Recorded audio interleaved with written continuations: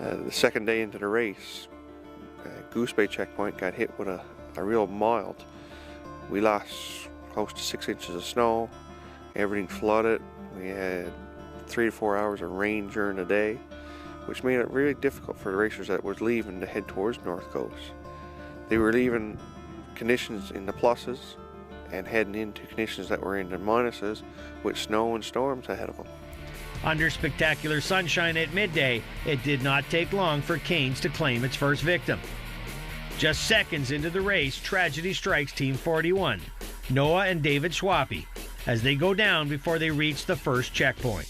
Mild temperatures have softened up the conditions, and Team 41 lost the battle with the deep slob on DeMille Lake, resulting in a serious crash and the need for an airlift to treat non-life-threatening injuries. She's been brutal. We saw a bad accident. Team 41 is out, broken leg, dislocated shoulder. We were just down on the far point down there, watching the racers come down, and the second team that come down, we could see the massive snow drift in the air. So we said, oh my God, somebody wiped out. So automatically we jumped on our skidoos and come on down to the lake. And as you can see, he was almost trapped underneath his skidoo there. One leg was crossed over and he was into the water pretty deep there. So kind of grabbed onto him, pulled him up on a little bit, get him out of the water somewhat, and called for help. I got pretty beat up today. We had a good run. We had about a 45-minute lead, and I got down in the slob bad, and we worked like dogs to get it out until some of the other teams came. There's a little slush out there, and then some...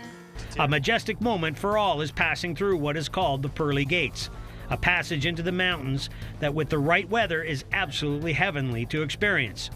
The blue ice makes for a beauty to look at, but for sleds, this can be treacherous as teams attempt to give her across these flats, because after this comes some serious rough stuff in the rocks as they attempt to make it into the Wedge Hills checkpoint. The front of the sled's completely destroyed. Shocks are blown right out of it. She's stopping for a break. Yeah, we better give the machines a break, 'cause they ain't gonna make it. We got one bed, we don't need to. That's the only option we got. That'll leave it. We'd like to get it across the line if we can. People, you know, go out the gate too crazy and too fast, too hard, push, push, push. And they do damage right off the bat, which we saw already here. And then what I also have experienced in really hard, and that's the people that are going to run into problems, you know, mentally, physically, mechanically. They're the ones that have a lot of stress going on right now because they don't want it to slip. They don't want to slip their positions. As teams headed south, Mother Nature decided to throw some extra into screwing things up for the organizers, race teams, and camera crews. Incredibly mild temperatures turned a bad meltdown into something unbelievable as lakes, rivers, and anything that was supposed to be frozen and hard on top became flooded with water. 100+ km/h wind gusts grounded the helicopter for several hours, making it impossible to get to Jacques Hume checkpoint. And our ground crews on sleds had their hands full going across the backcountry trying to catch the teams coming into Shefferville. Deep snow, then there's rocks. I mean, then you got the weather, the rain, the wind, it's hot.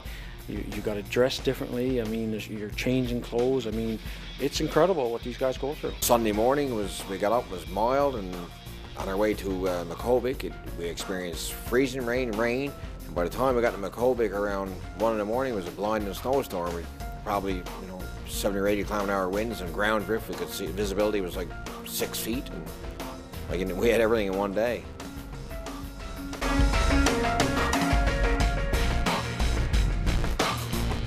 Wet, sloppy, and windy was the overview as the crews crossed paths with wildlife who also appeared to be wondering who pissed off Mother Nature. Along their travels, they crossed paths with some of the support crews who, equipped with satellite communications, really seemed to have the latest updates. The teams were definitely struggling with this last section of course, and it wasn't getting any easier. Unimaginable rains hit overnight, which flooded lakes everywhere for racers. The challenge for these riders trying to cut through the slob on top of the lakes was unbelievable. After 4 days of hard riding, to be faced with this mess, some of which was 3 feet deep and freezing cold, is truly a miserable way to fight to the finish.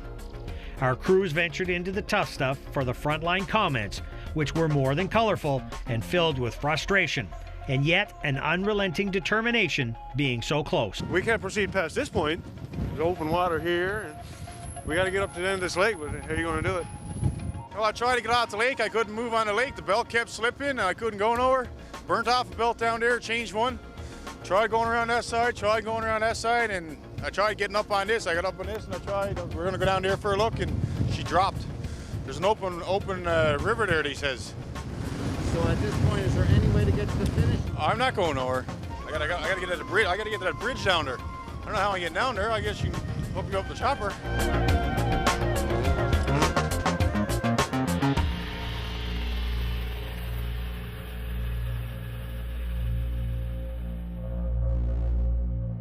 Lassard and Hall hung around and worked their way patiently through the pack from 27th place at checkpoint 1 to 13th at Churchill Falls. And get stuck in it because you can't get going once you stop in it. You know, it was a couple feet, 2-3 feet deep, and it was yeah, and hard to get through. You know, so we tried not to abuse them, but keep moving. You know, there with a motor gone possibly. So we're gonna leave here and go right back out there and try and help them. We came down through and it was just slob everywhere.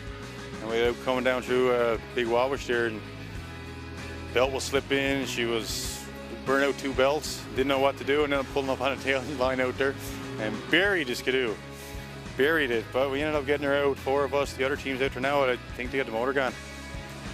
Conditions are brutal. We left the last checkpoint and coming through 2 feet of water the whole way, you know, coming down through the system and turn into the woods, and that it's just water right till he hits the thing, and you got to right to the bar till he hits the woods. Don't know what you're going to hit or don't know anything else. It was scary. I just did 3,000 kilometers and it never bothered me at all, and that was the worst. Coming down, the last bit of coming down there was the worst. I've never seen it before, and that's true. So many times we could just go across that lake and not think of nothing, but then when you come around the corner, that final lake that's known as a groom trailer, you're allowed to use it, and it's all flooded. And you're just, you know, I just want to get home out of this, and just to come around the corner and see everybody and know that there's no more slush, there's no more open water, everybody's there.